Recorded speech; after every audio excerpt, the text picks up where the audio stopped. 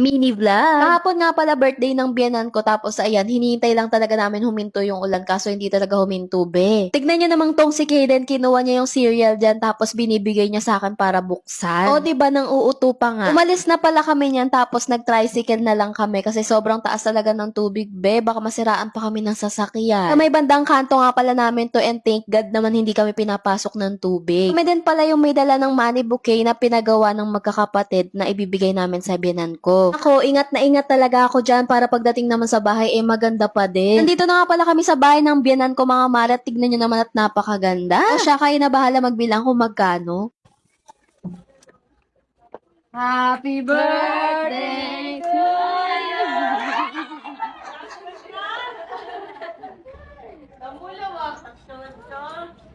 Tapos pang pala birthday mo. Tuwang-tuwa nga yung mama namin dyan mga maret. By the way, pinaghati-hatian nga pala namin yung lahat. After nga dumating tong money bouquet, ay dumating na rin tong cake from Conti. O Contis, baka naman, cherries. Natakam nga ni Tita Lainey si Kaden dyan ng cake at tignan nyo naman yung reaction. Pagkatating nga namin agad-agad na nga ako kumain ng spaghetti dyan dahil nagugutom na talaga ako ng mga oras na yan. Sinusubuan ko rin si Kaden dyan kasi favorite niya talaga tong spaghetti. Ito nga pala yung pamangkin kong si Rico, diba? Bagong Lego yarn. Tapos ito naman yung isa kong pamangkin na panay buntot sa akin. Tuwang-tuwa na naman nga si Kaden dyan kasi ang dami niya talagang kalaro dito at yan yung mga pinsan niya. O, diba, for the hyper na naman ng bata. Tapos ayan, nakita ko lang tong video na to sa cellphone ko at binivdeohan pala ni Ate Kay niya si Kaden. Kaya pala ako nawawala yung cellphone ko, hawak pala ni Ate Kay.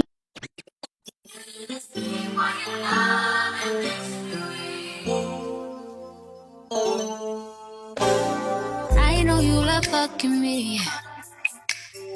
I can tell by the way you Tawang-tawa talaga ako dito kasi imbes na yung filter na kay Kaden na kay Kay. Tapos ayan, may inabot nga pala sa amin si Daddy Anton ng mga fries and nachos. Ako, saglit na saglit lang yan dito sa mga bata. Mga bata, kala mo di siya kumakain. Andito nga pala kami sa dating kwarto namin, tapos tignan nyo naman tong si Kaden naglalaro ng pogs dyan. Hindi pa nga natutulog si Kaden ng mga oras na yan kasi usually, everyday siyang natutulog ng tanghali. Maya-maya nga dumating na nga tong ninang ni Kaden na si Maring Kimberly. Medyo late na nga ng mga oras na yan, kaya naisipan ko ng timplahan si Kaden ng milk niya. Kala ko nga pag dumede siya, aantukin at matutulog na siya pero hindi pa pala. Pagkatapos nga niyang dumede, for the hyper na naman. Ako ang hilig-hilig talaga sumayaw nitong bochog na to. Kanino kaya nagmana to? Bago kami umuwi, bumili muna kami ng tagi-isang bote ng Smirnoff. Tapos pagka-uwi nga namin, tulog nga tong si bochog nung nasa biyahe kami. Tapos nung kumakain ako, nagising. Nagulat nga ako kasi patay naman yung ilaw nun pero nagising pa rin siya, siguro naamoy niya. Hay, batang to talaga pagdating sa pagkain, hindi makakaligtas. So ayun lang, salamat!